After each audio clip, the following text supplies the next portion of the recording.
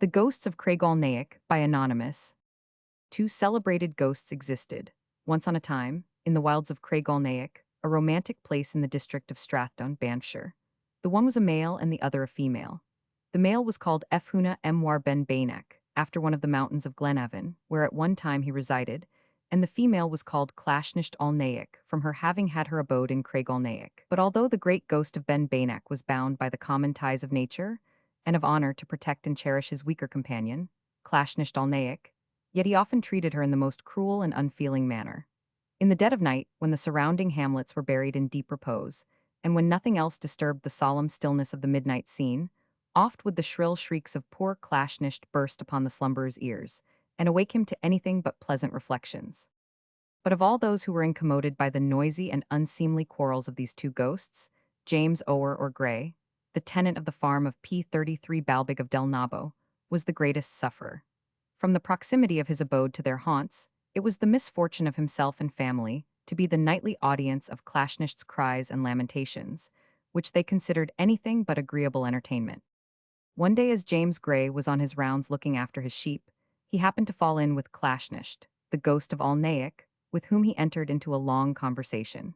In the course of it he took occasion to remonstrate with her on the very disagreeable disturbance she caused himself and family by her wild and unearthly cries which, he said, few mortals could relish in the dreary hours of midnight. Poor Clashnisht, by way of apology for her conduct, gave James Gray a sad account of her usage, detailing at full length the series of cruelties committed upon her by Ben Bainac. From this account, it appeared that her living with the latter was by no means a matter of choice with Clashnisht. On the contrary, it seemed that she had, for a long time, lived apart with much comfort, residing in a snug dwelling, as already mentioned, in the wilds of Craig-Aulnaic. But Ben Bainac, having unfortunately taken into his head to pay her a visit, took a fancy, not to herself, but her dwelling, of which, in his own name and authority, he took immediate possession, and soon after he expelled poor Clashnisht with many stripes from her natural P34 inheritance. Not satisfied with invading and depriving her of her just rights, he was in the habit of following her into her private haunts, not with the view of offering her any endearments, but for the purpose of inflicting on her person every torment which his brain could invent. Such a moving relation could not fail to affect the generous heart of James Gray, who determined from that moment to risk life and limb in order to vindicate the rights and avenge the wrongs of poor Clashnisht, the ghost of Craig-Aulnaic. He, therefore, took good care to interrogate his new protégé touching the nature of her oppressor's constitution, whether he was of that killable species of ghost that could be shot with a silver sixpence, or if there was any other weapon that could possibly accomplish his annihilation. Clashnisht informed him that she had occasion to know that Ben Bainac was wholly invulnerable to all the weapons of man, with the exception of a large mole on his left breast, which was no doubt penetrable by silver or steel. But that, from the specimens she had of his personal prowess and strength, it were vain for mere man to attempt to combat him. Confiding, however, in his expertness as an archer, for he was allowed to be the best marksman of the age, James Gray told Clashnisht he did not fear him with all his might, that he was a man, and desired her, moreover, next time the ghost chose P35 to repeat his incivilities to her, to apply to him, James Gray, for redress. It was not long ere he had an opportunity of fulfilling his promises. Ben Bainac, having one night, in the want of better amusement, entertained himself by inflicting an inhuman castigation on Clashnisht. She lost no time in waiting on James Gray, with a full and particular account of it. She found him smoking his cuddy, for it was night when she came to him. But notwithstanding the inconvenience of the hour, James needed no great persuasion to induce him to proceed directly along with Clashnisht to hold a communing with their friend, Ben Bainac, the great ghost. Clashnisht was stout and sturdy, and understood the knack of traveling much better than our women do. She expressed a wish that, for the sake of expedition, James Gray would suffer her to bear him along, a motion to which the latter agreed, and a few minutes brought them close to the scene of Ben Bainac's residence. As they approached his haunt, he came forth to meet them, with looks and gestures which did not at all indicate a cordial welcome. It was a fine moonlight night, and they could easily observe his actions.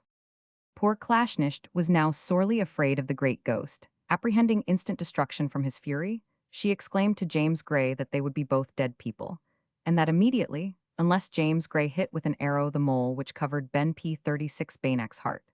This was not so difficult a task as James had hitherto apprehended it.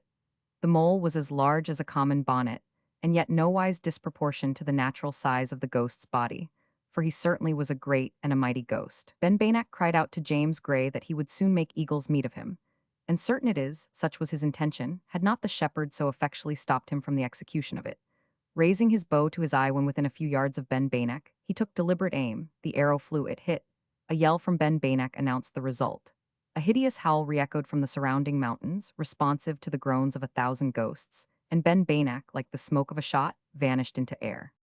Clashnisht, the ghost of Aulnaic, now found herself emancipated from the most abject state of slavery, and restored to freedom and liberty through the invincible courage of James Gray.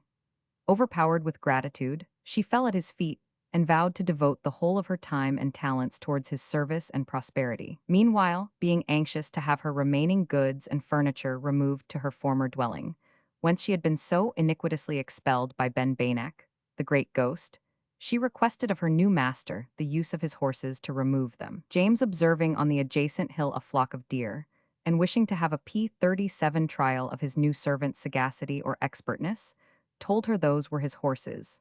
She was welcome to the use of them, desiring that when she had done with them, she would enclose them in his stable. Clashnisht then proceeded to make use of the horses, and James Gray returned home to enjoy his night's rest. Scarce had he reached his armchair and reclined his cheek on his hand to ruminate over the bold adventure of the night, when Clashnisht entered, with her breath in her throat, and venting the bitterest complaints at the unruliness of his horses, which had broken one half of her furniture, and caused her more trouble in the stabling of them than their services were worth.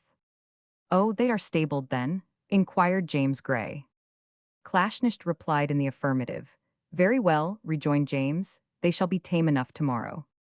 From this specimen of Clashnisht, the ghost of Craig-Aulnaic's expertness, it will be seen what a valuable acquisition her service proved to James Gray and his young family. They were, however, speedily deprived of her assistance by a most unfortunate accident.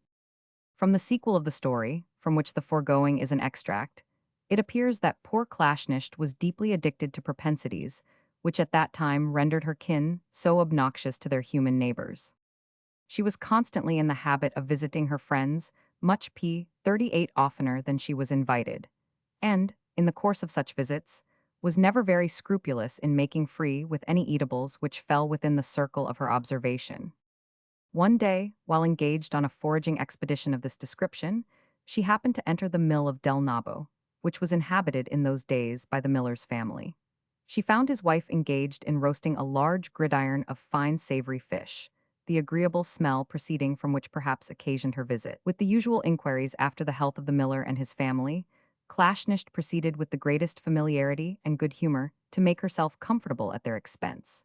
But the miller's wife, enraged at the loss of her fish, and not relishing such unwelcome familiarity, punished the unfortunate Clashnisht rather too severely for her freedom. It happened that there was at the time a large cauldron of boiling water suspended over the fire, and this cauldron the enraged wife overturned in Clashnisht's bosom. Scalded beyond recovery, she fled up the wilds of Craig-Aulnaic, uttering the most melancholy lamentations, nor has she been ever heard of since.